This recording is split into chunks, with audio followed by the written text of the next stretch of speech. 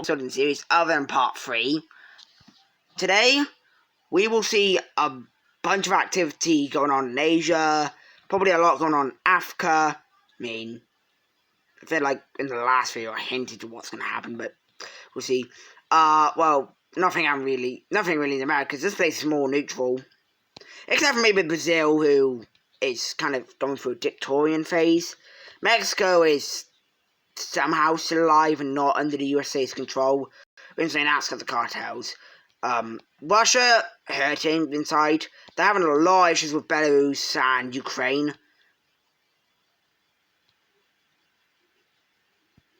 Also, something weird's going to happen.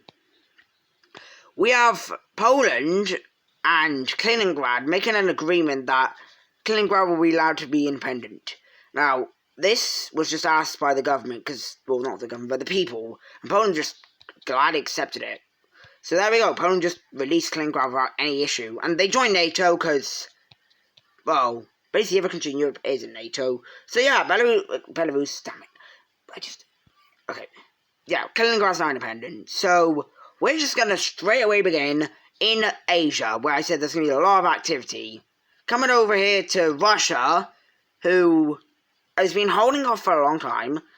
Now, I did say they were, like, basically what Russia's, I'm just going to do that to Svalbard. I do that every single time. I'm just simply silent because it's the point of them.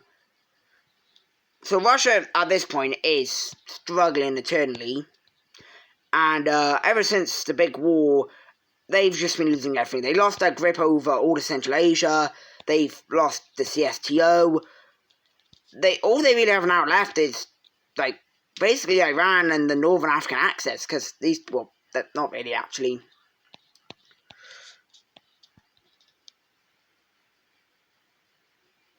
But what I'm trying to say is Russia's basically alone, except for maybe Iran.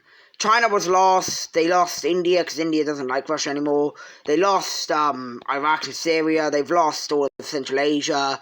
Belarus are united with. Armenia's dead. And finally, after ages of Russia trying to hold it together, Russia breaks down to a civil war.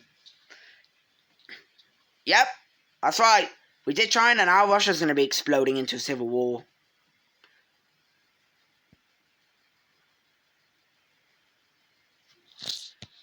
Now Russia's going to explode into a civil war.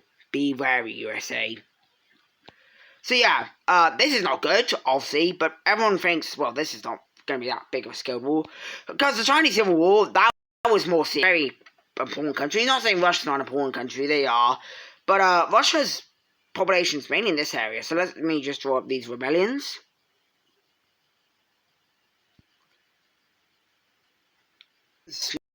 Not many, considering this is a civil war, but here are the little ones. We have the Ukrainian part, which is like Luhansk, Donbass, Kiev area. Well, not Kiev itself. There's Belarus, which might be a bit surprising, because Belarus is basically Russia. Then we have, I hate this, what did I colour in? Then we have the pro-Westerners and, this monster, which is,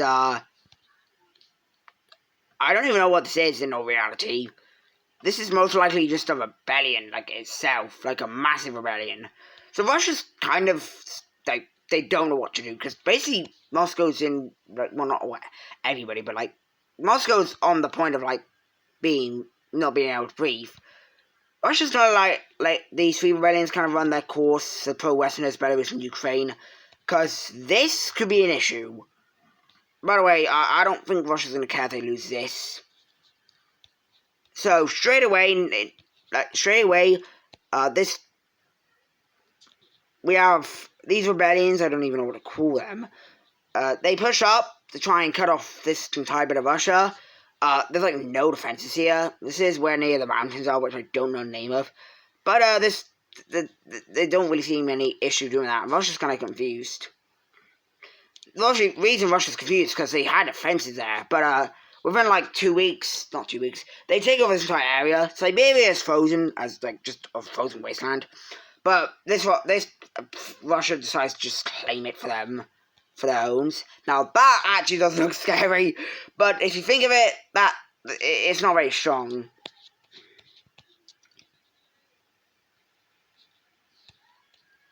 So Russia's gonna let the other rebellions do their thing. Belarus pushes out a little bit. Ukraine doesn't do anything except for maybe try to capture maybe Luhansk, which they do. Pro-Westerners are just trying to, well, they're doing invasions, but they can't get far. Well, they've seen Petersburg, which Russia's not very happy about, obviously. But Russia just decides they have to fight about this rebellion, which they're gonna do.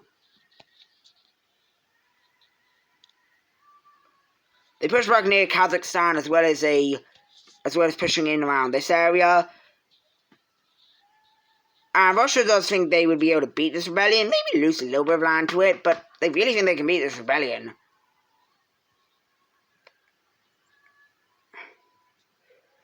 And at this point, Russia's kind of realised, we can't fight these many fronts.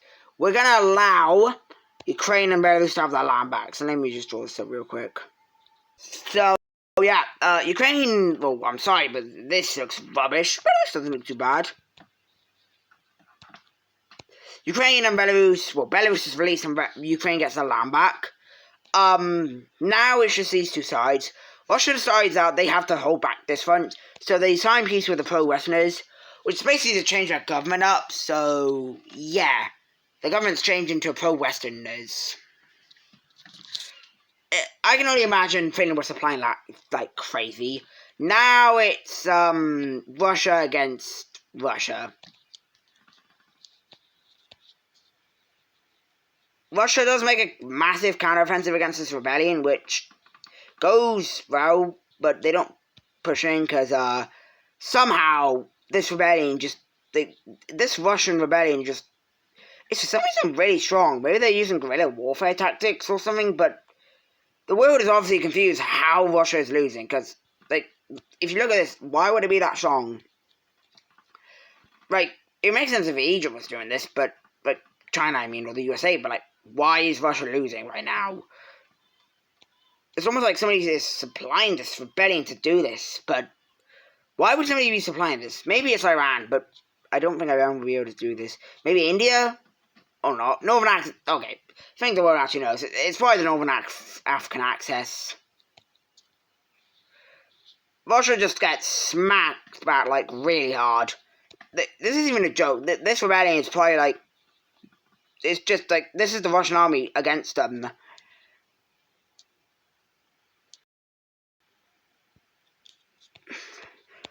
This rebellion is able to cut over to Ukraine. And they don't invade, because I'll be dumb. Oh yeah, Belarus joined the WDO, by the way, because, well, this is rebels around about. They capture this area, and eventually Russia's like, okay, we are very different, so we may as well make peace. And this Russia's like, sure, I don't really care. As long as I get my land, I'll be happy. Unless I want, but I do want you all. But Russia and them sign peace, and Russia makes the biggest sacrifice, and the world is shocked how Russia just lost to a rebellion that didn't even have its important land, but maybe like around here. Let's take a look at this peace treaty. So, Russia is just dead. Yep, they're dead. This is not even Russia anymore. This is basically just...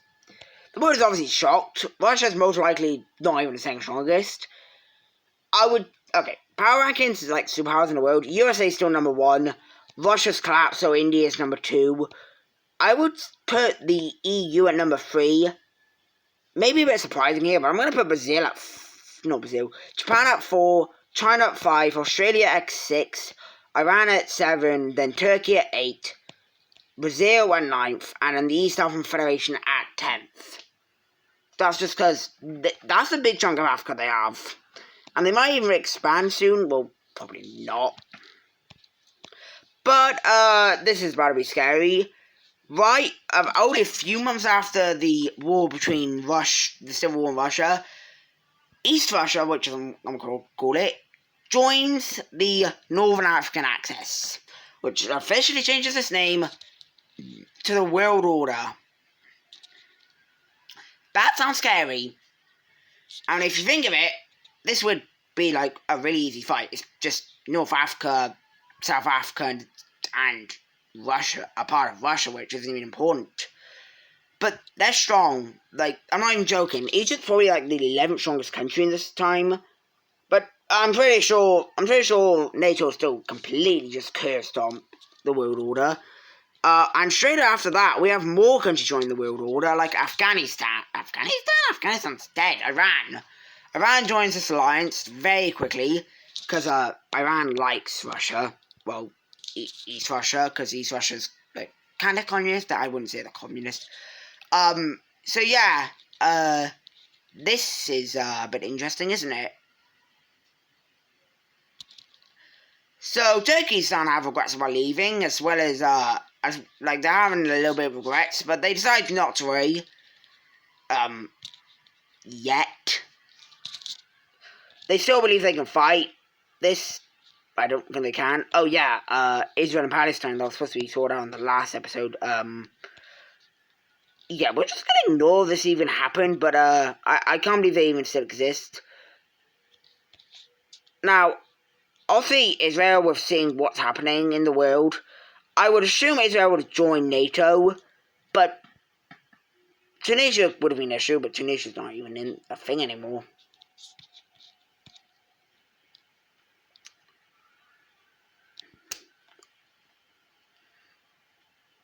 I made Bulgaria leave. I'm not making Bulgaria leave. So we do have Israel joining the WTO, because Egypt's right on their doorstep, and I don't think they want to be invaded by that monster. Arabia's close as well. Eastern Federation's close, as well as Nigeria. Brazil's not close. Brazil's leaning away. Oh yeah, by the way, West Russia decides that they want to join NATO, and NATO, WTO. The WTO just laughs at Russia and says, like, really? You just lost the Civil War, and that's the way you're going to have to join our alliance. So yeah, they kind of laugh, but they do accept Russia anyway, because, well, if they didn't, I think after the truce ended between West and East Russia, I think Russia would invade East Russia. So now the world is heading into a bit of a problem, like another time where there's war and stuff. But before that, we're going to take a look at some unifications in Europe again. Norway and Sweden, as well as Iceland, all decide to unite together to form Scandinavia, and Denmark's now put in a bit of a situation. They don't know what to do. Denmark wants to join Scandinavia, but they also want to join the EU, so they're kind of thinking, well, what do we join? Because, I mean, it'll make more sense for them to join Scandinavia, but the EU would just make more... No, they're kind of struggling right now. By the way, speaking of countries joining alliances, Iberia joins the EU, which basically might actually make this the second most strongest country in the world. Because this is a good chunk of Europe. I mean, think of it, Italy, Germany, Netherlands, France, Spain, Portugal, Czechia, Belgium. That's some pretty powerful countries. Croatia's also leaning into this, but not fully. And now it's time for, West Russia and Iran to expand. So yeah, this is only like not even, this is like a year after the Civil War. Now they're already expanding.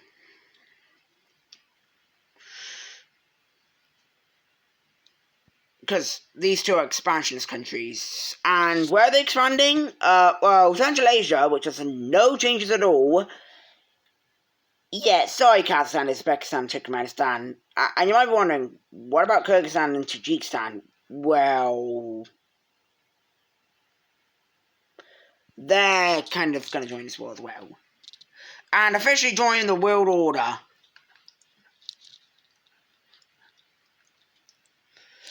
And obviously Kazakhstan and Uzbekistan and Turkmenistan are all going to be kind of pooping their pants, because these are some pretty powerful countries that are invading them. Now, in all reality, Russia, Iran, and Tajikistan were the main ones. They were wondering if they even should have invaded Uzbekistan, but they thought it'd just be easier to get to, well, Russia.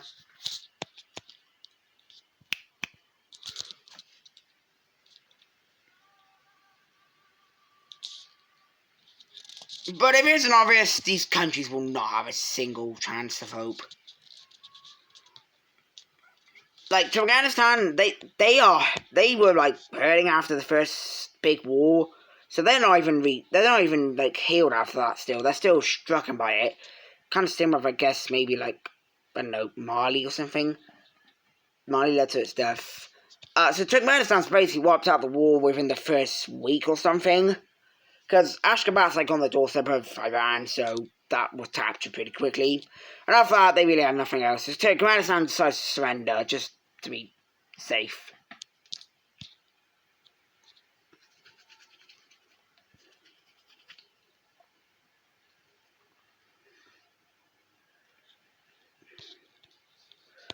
Russia begins their invasion of Kazakhstan right here, and Kazakhstan is probably the strongest country in Central Asia, not including Afghanistan and Pakistan. But Russia sees no stoppage by this. This is just, it's not even funny anymore. This is just Russia, at this point, it's not even like they're invading, they're just stomping through this at this point.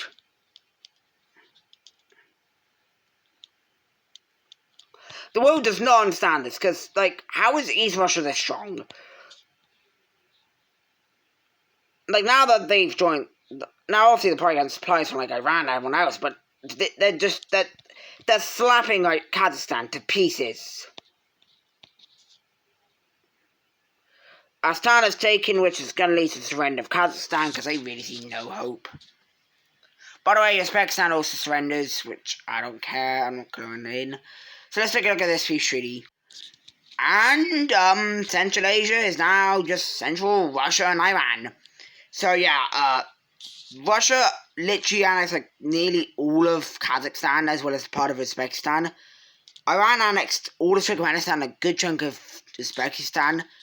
Poor Tajikistan didn't even get that much. Kyrgyzstan got a pretty nice chunk out of Kazakhstan. And Russia wants to keep expanding, but they can't. Except for Xinjiang and Mongolia. No.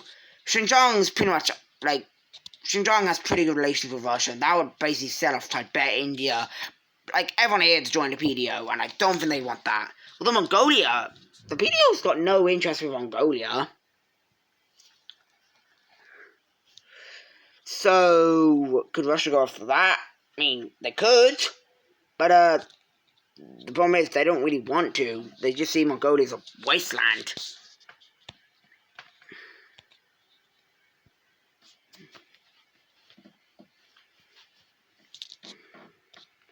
And at this point, no one knows what's happening in the world. No wars happening. The what is it called again? The world order can't really expand, except for one country, which we'll get into the next video. Yep, I spoiled the next video, but I really don't care. Obviously, they can invade Turkey and Arabia, but I don't think that'll go very well. Turkey's probably still a major US ally, even though they left the WDO. But yeah, they're kind of stuck where to expand. So Russia does actually, after a few years of no wars, we do have Russia saying that they want to expand, because, well, it's a dictatorship there.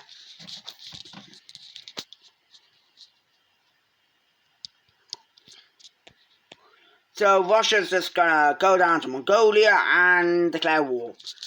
Now, China, obviously, like, PDO's kind of warned about this, but the PDO sees no reason to help Mongolia. Like, Mongolia's a weak country, and supporting them or getting into a war with Russia would be a waste. So, poor Mongolia here is going to be alone, and this will basically lead to their defeat. Russia takes Ulaanbaatar, which is basically, like, all of Mongolia's population. They take over, like, the only other populated area, and Mongolia surrenders. So let's take a look at this quick piece.